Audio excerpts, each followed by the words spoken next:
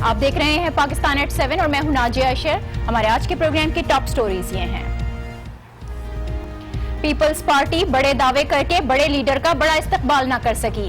آصف علی زرداری وطن واپس پہنچے، محتاط انداز میں خطاب کیا اور بلاول ہاؤس چلے گئے۔ لگتا ہے زرداری صاحب حالات بھانپ گئے۔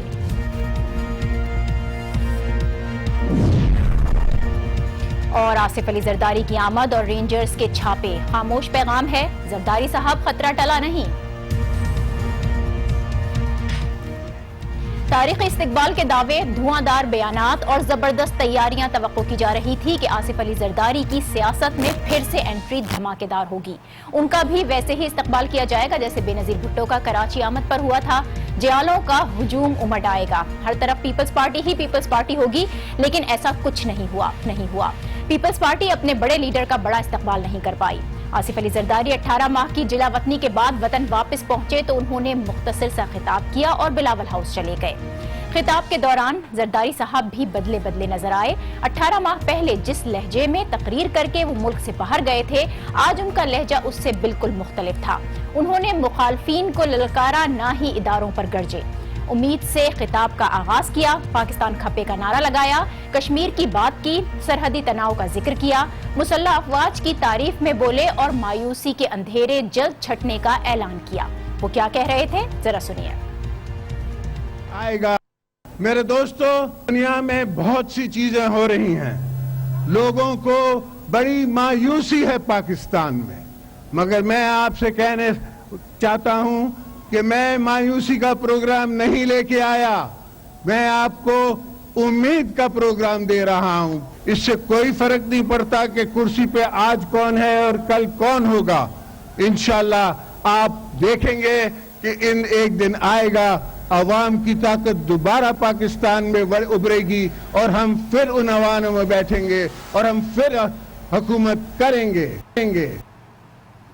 مایوسی نہیں، امید کا پیغام۔ آصف علی زرداری کو آپ نے سنا، ان کی باڈی لینگویج، زبان و بیان سب کچھ ماضی سے مختلف تھا۔ زرداری صاحب کی ایک بالکل مختلف شخصیت دکھائی دی۔ وہ اپنی تقریر میں خاصے محتاط بھی رہے، شاید اس کی وجہ یہ تھی کہ وہ آتے ہی حالات بھانپ گئے ہیں، کیونکہ زرداری صاحب کی وطن واپسی پر صرف کارکن ہی ان کے استقبال کے لیے بےتاب نہیں تھے، رینجرز نے بھی ان کا ویلکم کیا ہے۔ ان کی آمد سے چند گھنٹے پہلے ہی قریبی ساتھیوں کے گھروں اور دفاتر پر چھاپے مارے گئے۔ چندری گڑھ روڈ پر انور مجید کے دفتر پر رینجرز پہنچی، اہم ڈیٹا قبضے میں لیا گیا، گرفتاری بھی ہوئی ہے اور اس کے ساتھ ساتھ ڈیفنس میں اویس مظفر ٹپی کے فرنٹ مین کے گھر پر چھاپا پڑا ہے۔ یہ تمام تر ڈیولپمنٹ سرپرائزنگ بھی تھی، جسے غیر معمولی بھی کہا گیا ہے۔ لگ یوں رہا ہے کہ زرداری صاحب کو ایک خاموش پیغام دیا گیا جو ان تک پہنچا بھی ہے، اسی لیے انہوں نے کسی بھی متنازع گریز کیا۔ آج کا پروگرام اور اس کا پہلا سیگمنٹ، اسی پر ہم بات کریں گے، لیکن پہلے ایک بریک۔ دیکھتے رہیے پاکستان ایٹ 7۔ Welcome back. سابق صدر آصف علی زرداری وطن واپس پہنچ گئے ہیں، لیکن پیپلز پارٹی نے جو بڑے دعوے کیے تھے کہ بڑے لیڈر کا بڑا استقبال کیا جائے گا، ایسا ہوا ہے یا نہیں، اس پر ہم بات کریں گے۔ سینئر تجزیہ کار عامر احمد خان نے ہمیں جوائن کیا۔ بہت شکریہ عامر صاحب آپ کا۔ ایکسپیکٹیشنز شاید بہت زیادہ تھیں یا میڈیا نے بہت زیادہ لگا لی تھی ایکسپیکٹیشنز، اور جس انداز میں اعلانات کیے گئے تھے کہ ایک بھرپور استقبال ہوگا، وہ نظر نہیں آیا یا آیا ہے، یہ کنفیوژن ابھی تک ہے۔ اور جہاں تک تقریر کی بات ہے، ایک دھواں دار انٹری ہم سوچ رہے تھے کہ وہ ہوگی، وہ بھی نظر نہیں آیا، بہت رسمی سا خطاب تھا، اور اگر اس کو ہم رسمی نہیں کہیں گے تو پھر کوئی متنازع بات ایسی ہونی چاہیے تھی کہ اب تک ریئیکشنز زبردست قسم کے آ رہے ہوتے، لیکن ہر طرف خاموشی نظر آ رہی ہے۔ جی بالکل ناجیہ، آپ نے صحیح کہا۔ آئی تھنک آپ کی بات بالکل درست ہے کہ یہ ایکسپیکٹیشنز کا مسئلہ تھا، زرداری صاحب کی پلاننگ کا مسئلہ نہیں تھا، یہ ان کے پلانز سے کوئی مطابقت نہیں رکھتی تھی ہماری ایکسپیکٹیشن، جو میڈیا کی خاص طور پہ ایکسپیکٹیشنز ہیں، کیونکہ اگر آپ ان کی تقریر دیکھیں، جو کہ بالکل آپ کی بات صحیح ہے، وہ رسمی سی تقریر تھی، لیکن وہ متن سے آری نہیں تھی۔ انہوں نے بڑی کلیئرلی اپنا ایجنڈا اپنی تقریر میں بیان کیا، ان کا انداز میں وہ شعلہ بیانی نہیں تھی تو وہ اور بات ہے، لیکن بڑے واضح طور پہ کیا کیا انہوں نے اپنے آپ کو پریزنٹ کیا ایز اے سینئر لیڈر، جو کہ پاکستان کے سابق صدر بھی رہ چکے ہیں، اور پاکستان کی سیاست میں جس طرح سے ایک منجھے ہوئے سیاستدان کی ضرورت محسوس کی جا رہی ہے عمران خان صاحب کی موجودگی میں اور پھر بلاول بھٹو صاحب کی ٹویٹس کی موجودگی میں، اس کے لیے انہوں نے اپنے آپ کو پیش کیا کہ جی ہاں میں وہ رول اس وقت ادا کر سکتا ہوں جو پاکستان کو چاہیے ہے. اسی وجہ سے انہوں نے آ کے کہا کہ پاکستان کی فوج اور عوام نے اس ملک کو سنبھالا. پھر انہوں نے کیا واقعی یہ ڈفرنس ہے؟ اور جو پوائنٹ آپ نے ابھی اس وقت اٹھایا ہے، ہم یہ آنے والے وقتوں میں دیکھیں گے جس قسم کی تقاریر ہم اپنے لیڈرز کی دیکھتے آ رہے ہیں، سنتے آ رہے ہیں گزشتہ کچھ عرصے میں، چاہے وہ نواز شریف صاحب ہو، چاہے وہ عمران خان ہو، اور پھر بلاول بھٹو زرداری. تو کیا اس وقت یہ طے کر کے آئے زرداری صاحب کہ انہوں نے آ کر ایک بہت ہی میچیور بردبار سیاستدان کا روپ دھارنا ہے؟ دیکھیے ناجی، میں ذاتی طور پہ سمجھتا ہوں جو میں نے دیکھی ہے ان کی سیاست پچھلے 20-25 برس میں، اس میں کوئی شک نہیں ہے کہ ان کی شخصیت کے بارے میں جو بھی کہا جائے، ان کی گورننس کے بارے میں جو بھی کہا جائے، پاکستان کا جو سیاسی کلچر ہے اس کلچر کے اندر وہ انتہائی منجھے ہوئے ہیں. آج کی تقریر کا میں پھر ان کی حوالہ دیتا ہوں جس کو جو نہیں لگ رہا کہ بڑی دھواں دار تقریر ہے، لیکن انہوں نے اپنا ایجنڈا سیٹ کرنے کے لیے جس طرح سے تقریر کو استعمال کیا، انٹرنیشنل ایشو کشمیر جو پاکستان کے اس وقت فوری ایجنڈے پر تو نہیں ہوگا، لیکن انہوں نے کہا، انہوں نے اس کو امپورٹنٹ دی.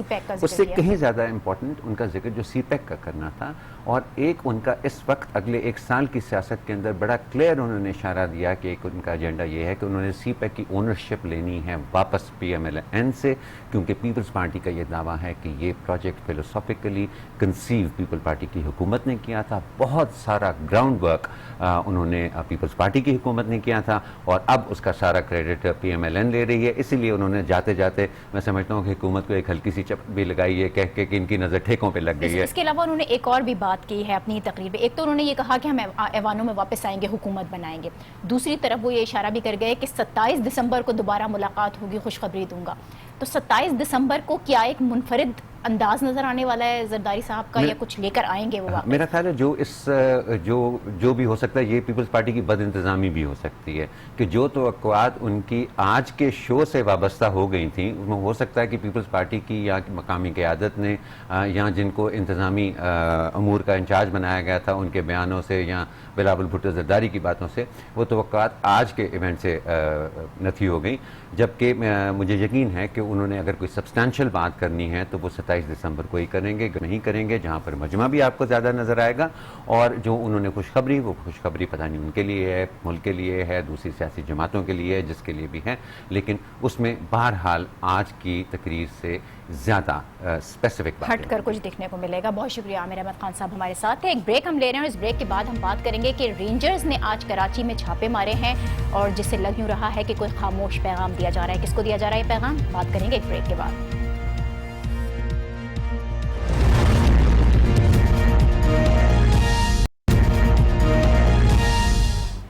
Welcome back. سابق صدر آصف علی زرداری کی آمد سے پہلے ان کے قریبی ساتھیوں کے دفاتر اور گھروں پر چھاپے مارے گئے، جو کہ سرپرائزنگ تھا. رینجرز کے مطابق چھاپے اسلحے کی موجودگی کی اطلاع پر مارے گئے، اور یہ معمول کی کارروائیاں تھیں. لیکن کہا یہ جا رہا ہے کہ ان کارروائیوں کا مقصد خاموش پیغام تھا. اگر واقعی ایسا تھا تو یہ پیغام کس کو دیا گیا؟